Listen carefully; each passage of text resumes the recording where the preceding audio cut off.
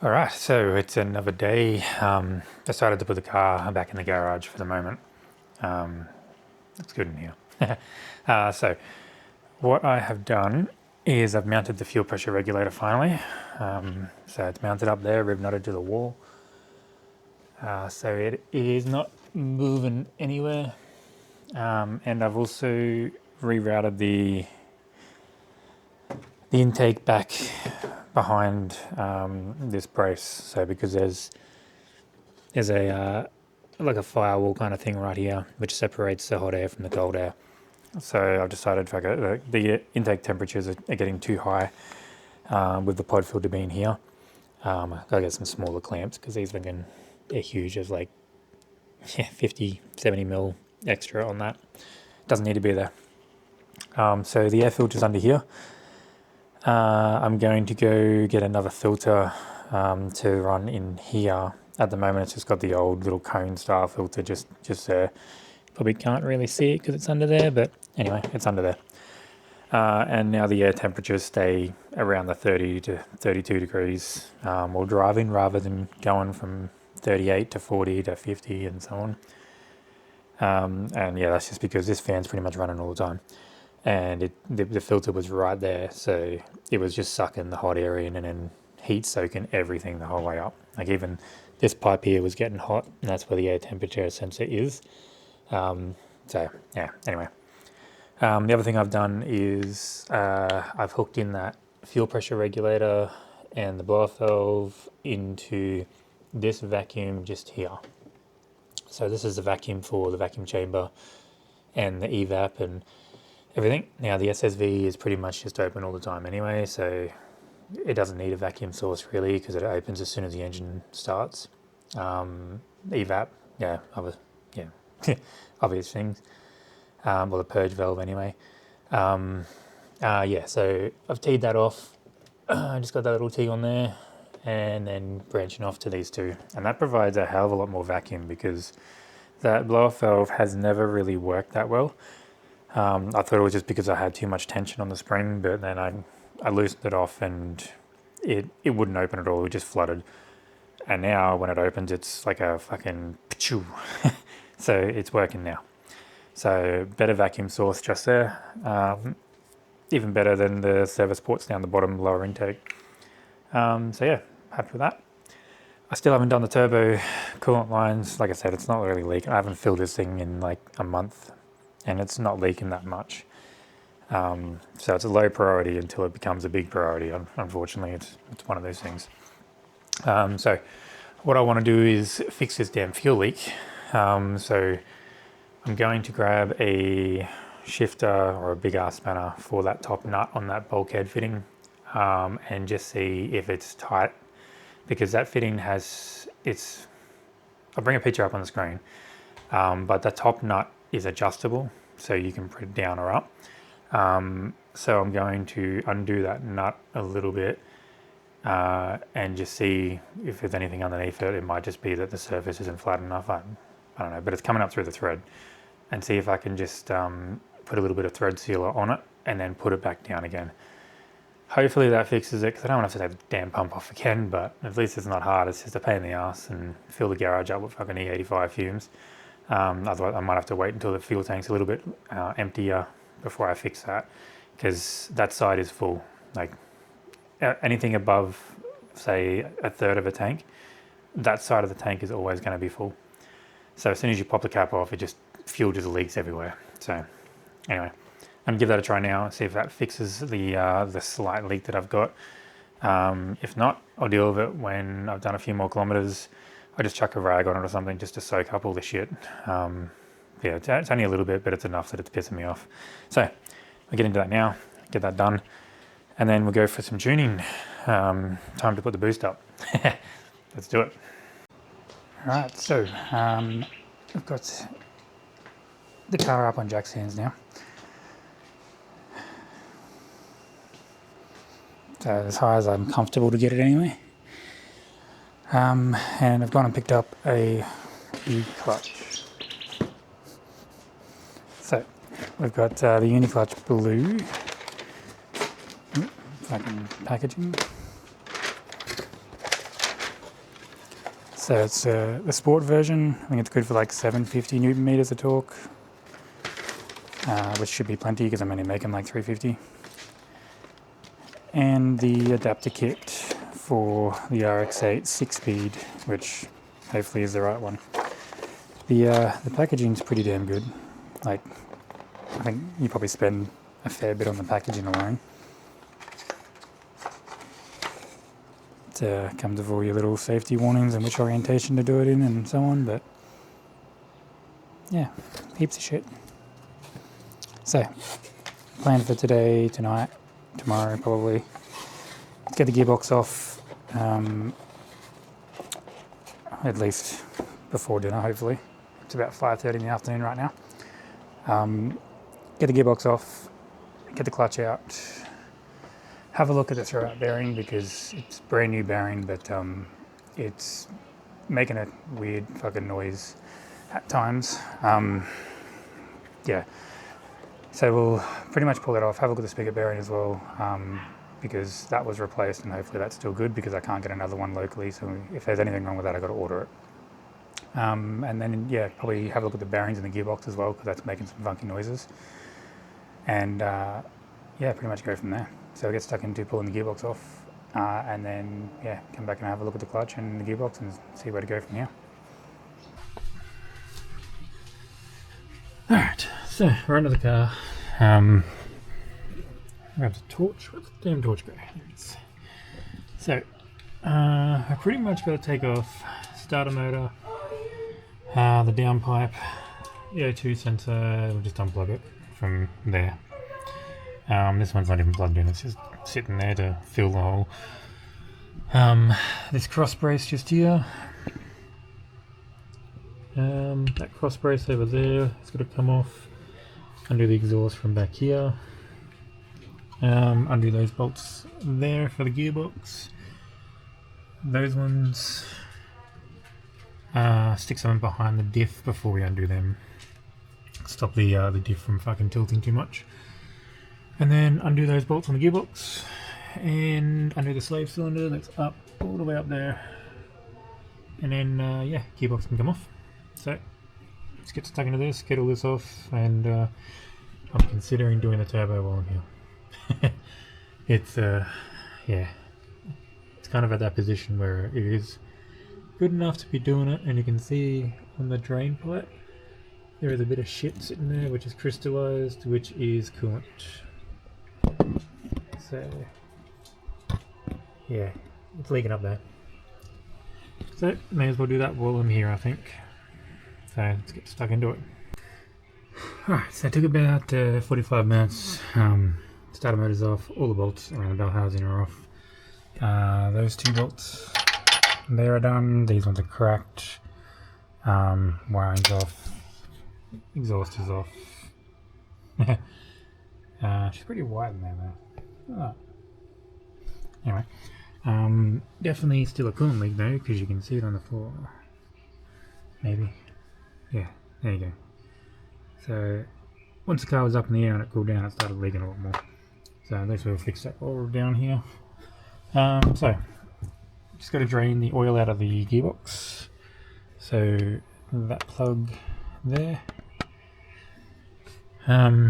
Pull the rear power plant frame off. I just got the exhaust hanging there at the moment too. So those bolts all the way down there. And pull the tail shaft out, and we'll be ready to pull the diff out. The fucking gearbox. So it was actually a lot easier than I thought it would be. I was thinking, oh, you know, the fucking automatic ones, the bolts all around the bell housing are a fucking pain in the ass to get out. Not so much in the manual, it's super easy compared to the auto. So anyway, drain the oil, pull the power plant frame off, pull the gearbox off, get it done. Alright, so the gearbox is out, it's on the floor just there. Clutch is out. Doesn't actually look too bad, it's got a weird texture to it though. It's like the outside is shiny and wasn't being fucking used, but the inside is torn up. And it's the same on both sides. See right there. So no idea. Pressure plate.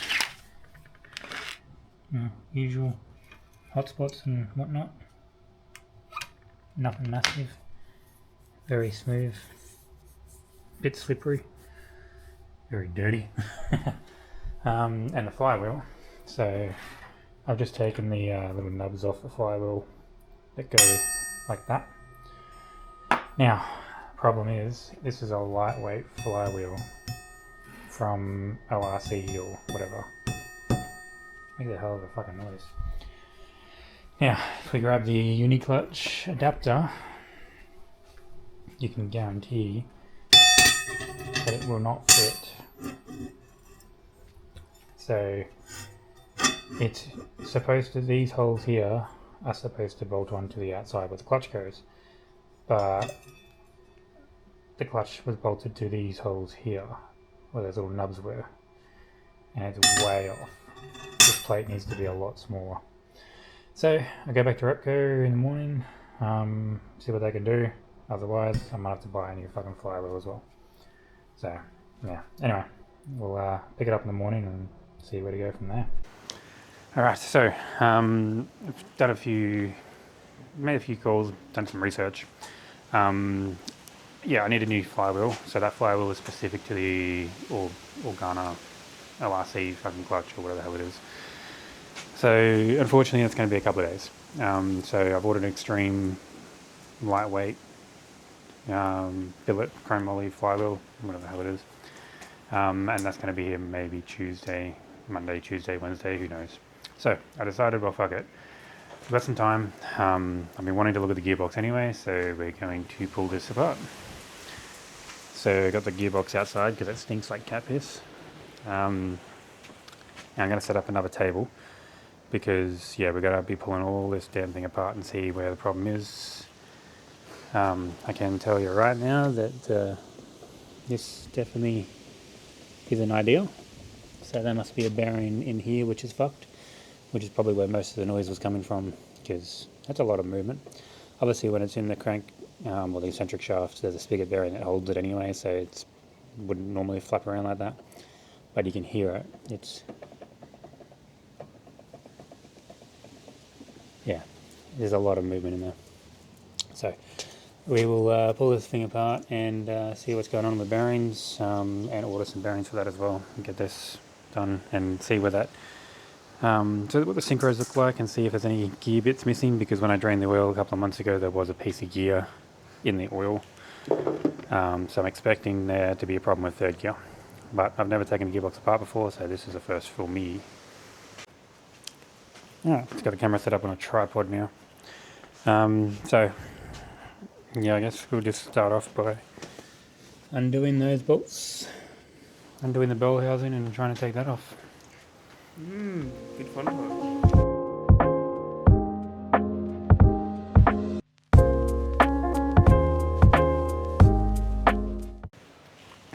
Alright, so this bearing here, you can see moving it, it moves the entire bearing.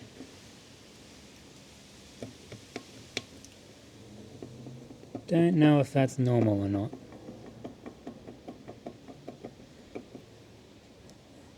That one's pretty good, so we might just pull these little fucking snap rings off.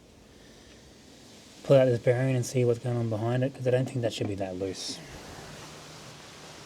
So we've got the front cover off, just nothing special. It's got some RTV and shit all in there. Started taking these rings off. They're a little bit hard because there's nothing to grab onto, you just have to pry them and get in between right there and pry it off. So we've got 2 more to take off, just on the reverse side of things, I think. I have absolutely no idea, but it's the bottom part. And then take the bell housing off and start looking at the gearbox. So fast forward through this shit.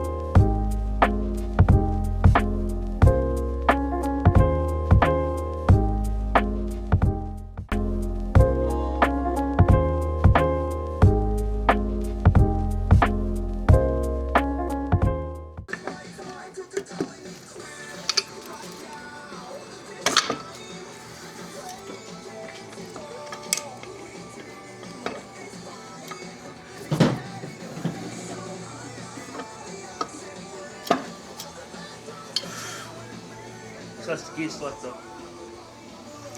That's the gear selector and the output shaft.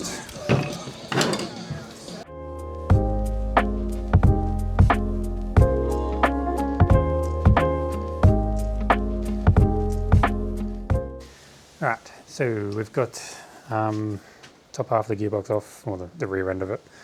Trying to get the bell housing off and realise that it probably doesn't come off this way first. It's probably going to have to come out of here first. And then this is going to come up and then... anyway, we're working it out. So we've got the selector fork that came off here, which was on here. Had a circlip up there. Looks like we've got to take this little snap ring off here. And then this gear should come out, which will get this shift fork out. There's a split pin in there, which releases that shift fork as well. A couple of probably T40 or larger bolts there. Another snap ring just on this shaft here. Yeah, so figuring it out as we go. It's good fun. Lots of bolts. Lots of parts.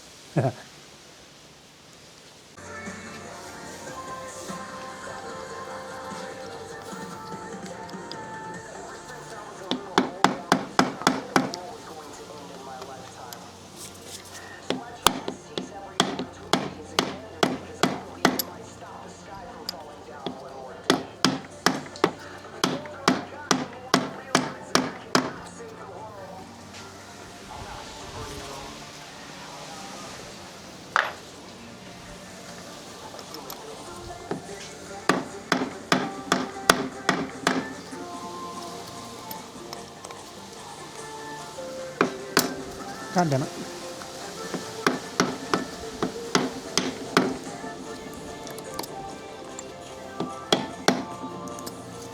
Have you rebuilt this? Do you think there's a good job? Yep. Why is that? Because it held together pretty well. Whoa. What was that? Springs.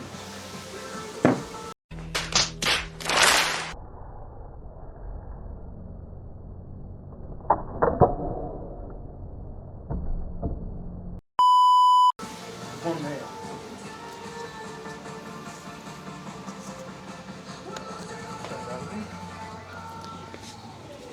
Well, that's going to be a problem. Okay, so we got the top of the gearbox off and the middle section. So I ended up using the old balancer puller on those 3 bolts there to lift that off, and that came apart. So we've got all the gear sets here. It's a lot of fucking shit going on in there.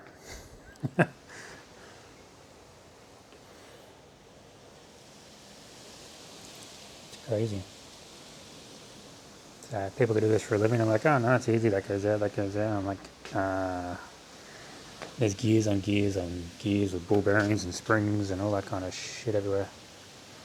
So anyway, I found my problem. So that gear down there, it's got a bit taken out of it. So I don't know if you can actually see that properly, but yeah, that's the gear that has a big fucking chunk taken out of one of the teeth. So yeah, not massive, but it's, yeah, it was enough for me to pull the gearbox apart to find it. So yeah, we're just going to go through and check all the bearings. I still want to get to that front bearing because that bearing's fucking loose as shit, and I think that's where the problem is. But I can't get to it without taking the rest of this apart, so yeah, fun.